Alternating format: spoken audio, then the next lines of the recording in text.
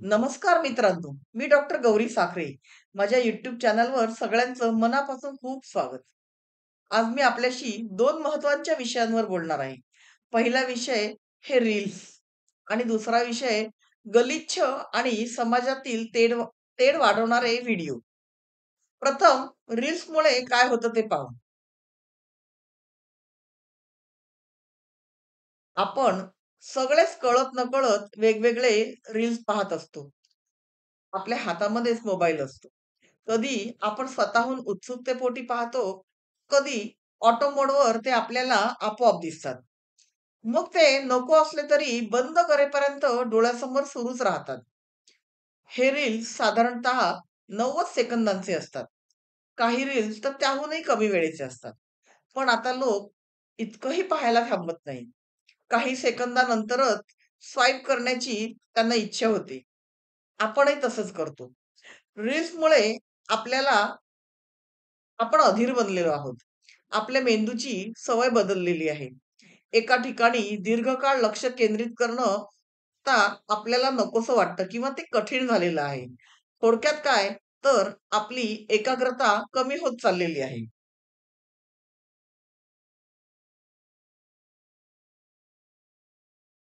आपण कधी विचार केला आहे का, की एका वेळेस आपण जेवढे रील्स पाहतो, त्यातील किती रील्स किंवा त्यातले किती कंटेंट्स आपल्या लक्षात राहतात? कायम नाही, तर निदान तात्पुरते तरी, थोड्या वेळानंतर तरी. काही रील्स आठवण्याचा प्रयत्न करा पाहू. 8-10 रील्स पाहिल्यानंतर मागच्या सगळ्या आठवणी पुसल्या जातात.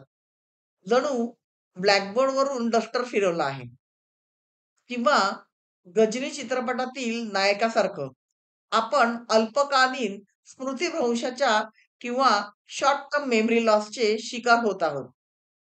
खोटं वाटतं का तुम्हाला? करून पहा. तुम्ही स्वतः हा प्रयोग करून पहा. मग तुमच्या लक्षात येईल.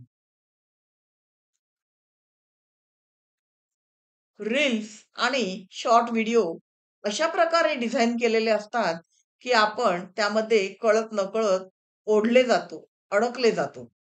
विनोद, नाच-गाणी, खेळ, सौंदर्याचे टिप्स, इतिहास, राजकारण, वेगवेगळे विषय आणि सतत नवनवीन विषयांचे व्हिडिओ स्क्रीनवर सरकत असतात. सुरुवातीला आपण सहजगत्या ते पाहतो आणि नंतर आपसुकच आपण त्यामध्ये गुंतत जातो. एक प्रकारचं नातं निर्माण होतं. एक संपली की दुसरी रील पाहण्याची आपली नकळत इच्छा होते. हा एक सायकॉलॉजिकल फॉर्म्युला आहे. एक प्रकारचं कोळिष्टक म्हणूया आपण त्याला आणि या कोळिष्टकाच्या जाळ्यात आपण कळत-नकळत अडकले जातो.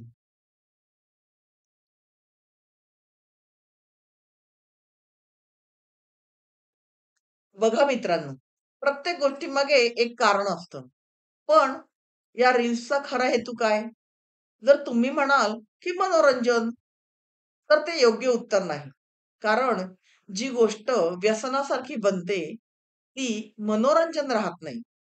जर 1 तास रील्स पाहिल्यानंतर आपण स्वतःला विचारलं, की आपण एवढ्या वेळात काय मिळवलं? आपण काय शिकलो?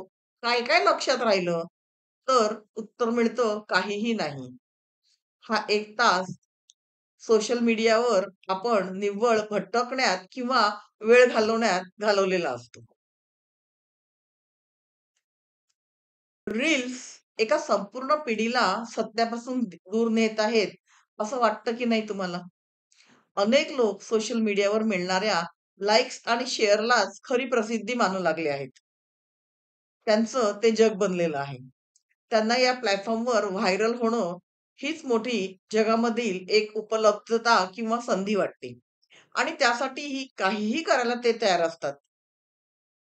ट्रॅफिक जॅममध्ये नाचणं, दुसऱ्याच्या भावनांना दुखवणं, स्वतःचा जीव धोक्यात घालणं, हे सगळं फक्त लोकप्रियतेसाठी आणि लोकप्रियतेच्या हव्यासासाठी सुरू आहे. पण ही खरंच लोकप्रियता आहे का? पुन्हा एकदा आपल्या सगळ्यांना याचा विचार करण्याची गरज आहे. मित्रांनो, आपण फक्त वाईट किंवा नकारात्मक बाजू पाहून चालणार नाही. तर चांगल्या किंवा सकारात्मक बाजूंचा सुद्धा आपल्याला विचार करायला हवा. जसं इथे म्हणजे या रील्समध्ये नवनवीन आणि वेगवेगळे विषय मांडले जातात आणि ते थेट समाजातील सर्व स्तरातील सर्वच लोकांपर्यंत पोहोचतात. लोक आपल्या वेळेनुसार आणि सोयीनुसार हवं तेव्हा, हवं तिथे, हवं तसं आपल्या सोयीने ते पाहत असतात.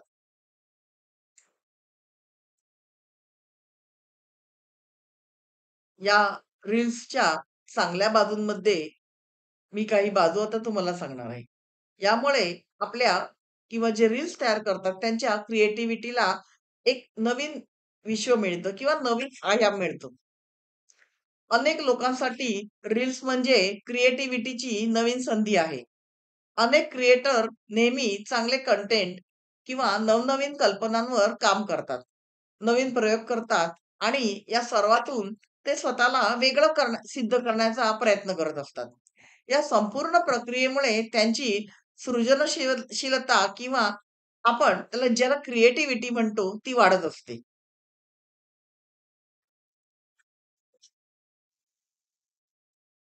जेव्हा लोकं सुरुवातीला रील्स बनवतात, तेव्हा ते बहुतांशी एकटे किंवा आपल्या सोबतीला एखादा कुणीतरी आपला मित्र किंवा पत्नी किंवा आपली मुलं घेऊन एकटेच रील्स बनवतात. मात्र जेव्हा त्यांची लोकप्रियता वाढते, त्या रील्सचे व्ह्यू किंवा लाइक आणि सबस्क्रायबर्स वाढतात, तेव्हा त्यांना एक टीम तयार करावी लागते. सिनेमॅटोग्राफी किंवा छायाचित्रण, स्क्रिप्ट, त्याचं लेखन, एडिटिंग, मार्केटिंग या सगळ्यासाठी लोकांची त्यांना मदत लागते. अनेक नावाजलेले आणि मोठे कंटेंट क्रिएटर्स आता टीमवर्कच्या जोरावर उच्च दर्जाचे व्हिडिओ तयार करतात आणि ते व्हिडिओ अतिशय दर्जेदार आणि खूप छान असतात.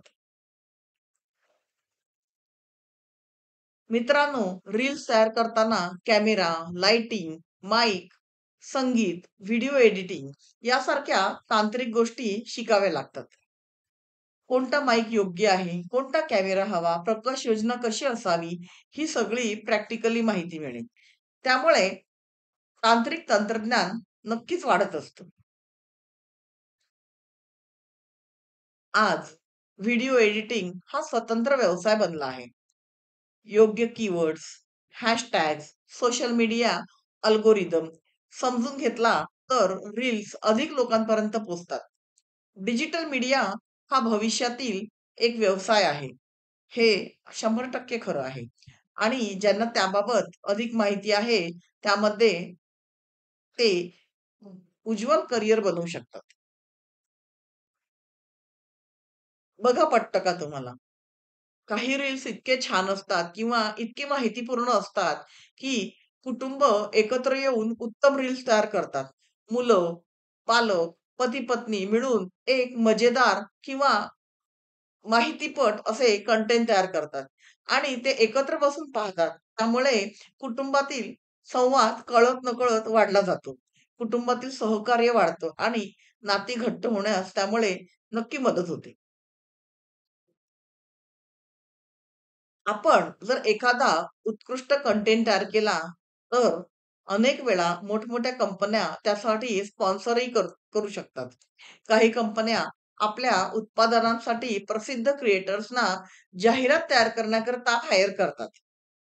आपण नेहमी पाहतो अनेक बायका सुंदर-सुंदर कंटेंट तयार करतात आणि त्यांना अनेक कॉस्मेटिक्सच्या कंपन्या किंवा फूड कंपन्या त्यांना हायर करतात आणि आपल्या उत्पादनाचं जाहिरात करण्याकरता त्यांना सांगतात. आणि ती उत्पादनं खरोखरच चांगली असतात. आपणही अनेक वेळा अशी उत्पादनं वापरलेली आहेत. अशा प्रकारे डिजिटल माध्यमांमुळे देश-विदेशात काम करण्याच्या अनेक संधी उपलब्ध होऊ शकतात. अनेक प्रकारच्या व्यवसायाच्या संधी यामुळे मिळतात हेच खरं आहे. या रील्सद्वारे आज अनेक लोक लाखो रुपयांची कमाई करत आहेत. आपण पाहिलं, की जेव्हा कोरोनाच्या काळात अनेक लोकांची कामधंदे नव्हते लोकांना, लोकांच्या नोकऱ्या गेल्या होत्या. तेव्हा अनेक महिलांनी YouTubeवर अनेक फूड ब्लॉग्स तयार केले. अ, वेगवेगळे पदार्थ तयार करण्याचे ब्लॉग्स तयार केले. काही सुंदर-सुंदर रील्स केल्या आणि त्यांनी आपलं घर चालवलं आहे त्या कमाईतून. जर आपला कंटेंट आकर्षक आणि ट्रेंडिंग असेल, तर आपल्या फॉलोअर्सची संख्या नक्की झपाट्याने वाढते. एखादा नियम पूर्ण झाल्यानंतर सोशल मीडिया अकाउंट मोनेटाईज करून उत्पन्न सुरू करता येतं. व्ह्यूज आणि फॉलोअर्स वाढतात आणि जसजसे व्ह्यूज आणि फॉलोअर्स वाढले जातात, तसतशी कमाई सुद्धा वाढते. काही लोक रील्सच्या माध्यमातून स्वतःचा व्यवसायही उभारतात. आपण पाहतो की अनेक शेअर मार्केटमधील मुलं किंवा अ,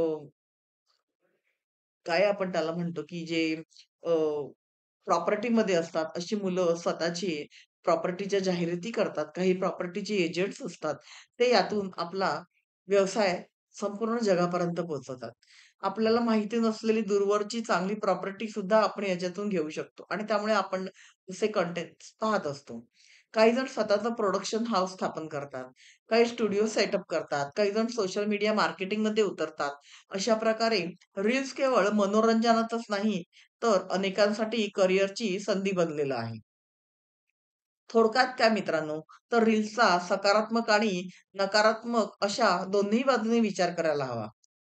जिथे त्याने एकाग्रता आणि स्मरणशक्तीवर परिणाम केला आहे, तिथे त्याने करिअरच्या नवनवीन संधीसुद्धा निर्माण केल्या आहेत, हे सुद्धा लक्षात घ्यायला पाहिजे. योग्य उपयोग केला तर रील्स आपल्याला शिक्षण, करिअर आणि व्यवसायाच्या नवीन संधी आणि शक्यता देतात.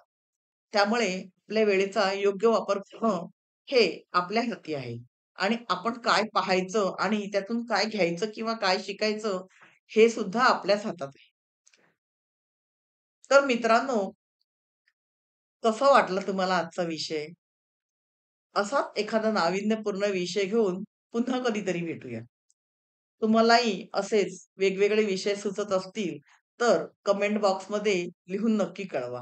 मला शक्य असेल तर त्यावर मी अशा प्रकारे व्यवस्थित कंटेंट तयार करेन आणि सगळ्यांसमोर ते मांडण्याचा प्रयत्न करेन.